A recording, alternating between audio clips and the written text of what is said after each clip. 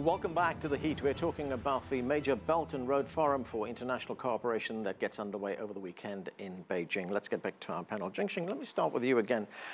We live in a time of conflict right now. We can't deny that. There's conflict in Afghanistan, there's conflict in the Middle East, parts of Africa. There's the global concerns over terrorism right now. When we look at the Belt and Road project and its different developments across the world, can economic development that those projects will provide also bring peace, stability? One of the spirits of a Silk Road that has been there for 2,000 years and more is peace and stability.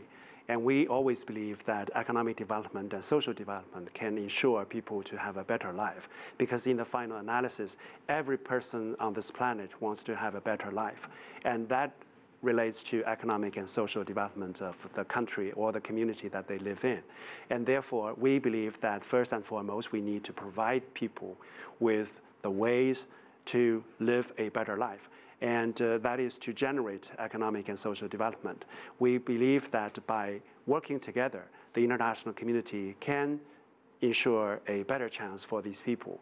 And if you take a look at the world, terrorism and the other conflicts more or less are big for the resources or economic development, or anyway, they are related to a poor economic development. And therefore, we believe that by working together, we will be able to give them the opportunity to achieve better.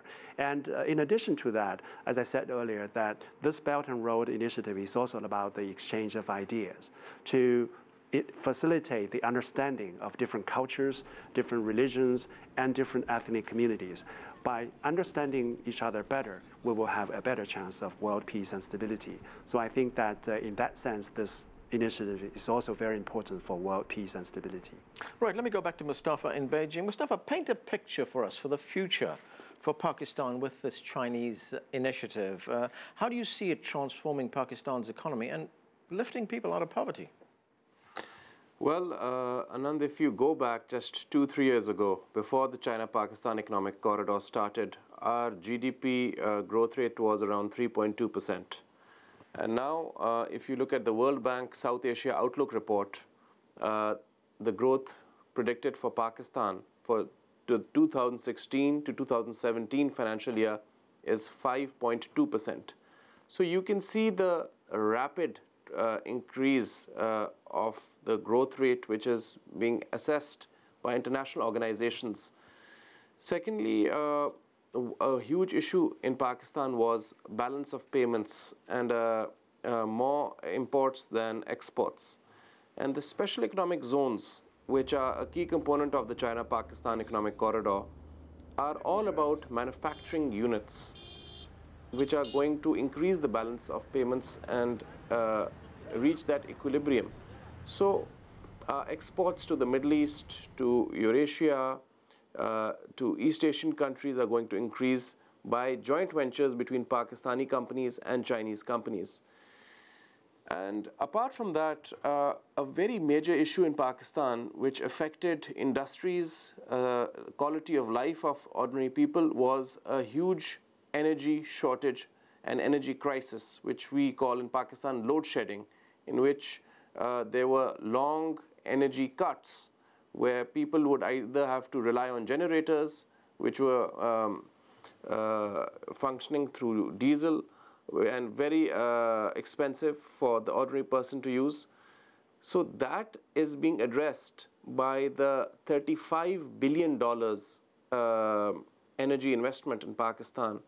And by early 2018, we will have 10,000 more megawatts on our national grid, which is only within a period of 2013 to 2017, after the MOU was signed in 2013. So in 4 years, if we are able to deliver 10,000 megawatts and transform people's quality of life, where they can sit in their homes in the summer with a fan which is functioning and working, I think that is a very, very big achievement. So the China-Pakistan Economic Corridor is bringing a multi-dimensional sort of impact to Pakistan and to the other neighboring countries as well. And because of this huge initiative, Iran and Afghanistan, Turkey, Kazakhstan have already expressed their interest to somehow participate in this project. So we see a whole transformation taking place not only in Pakistan, but we see a greater South Asia emerging where the other countries are connected as one block. And South Asia and Central Asia is connected via Afghanistan. So this whole belt, along with, of course, Xinjiang, which borders with Kyrgyzstan and Kazakhstan. So this whole belt is sort of emerging because of the pipelines and ports and connectivity projects, railways, which the China-Pakistan Economic Corridor is building. Okay, Babatunde, the United States under President Trump has already announced that it's going to cut back significantly on international aid. And that has led some analysts, especially African analysts, to come to the conclusion that this gives the Belt and Road Initiative a lot more relevance and impetus. Is that a fair assessment? I think to a large extent, this is a fair assessment in the sense that when you look at the Addis Ababa Action Agenda, as a result of how to finance development in many developing countries. What is coming out is that we have to raise domestic resources. Domestic resource mobilization is critical. This type of initiative can help us to actually raise tax revenues. It will surprise you to know that in Africa, for instance, tax revenue constitutes around only a fifth of the GDP of African countries, which is not enough to be able to fund development.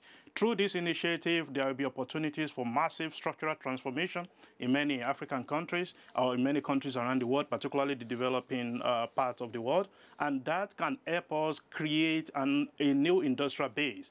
That will lead to industrialization, that will put people to work, and that will help raise more revenues for countries to be able to support and fund their own development. And I think this is critical.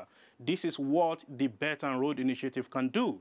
So therefore, we'll be able to deal with issues around tax evasion, tax avoidance. We'll also be able to deal with illicit financial flows so that resources can be properly put into use in many countries.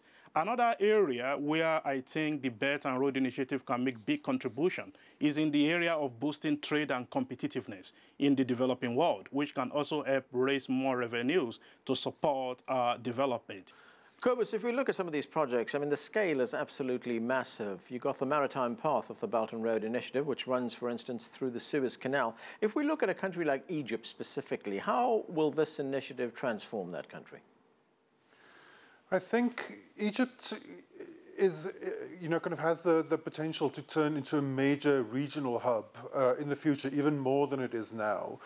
Massive new developments are being planned in Egypt, a lot with Chinese financing.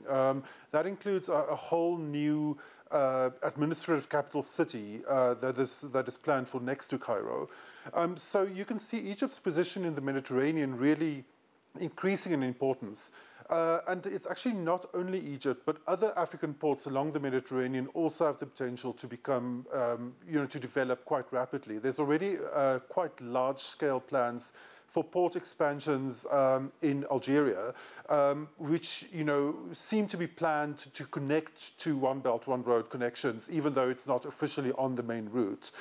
So you can see there's a chance for regional development right in the southern Mediterranean along the North African coast, which is, of course, incredibly important because of, North African migrants are fleeing the region, among other reasons, because of poverty.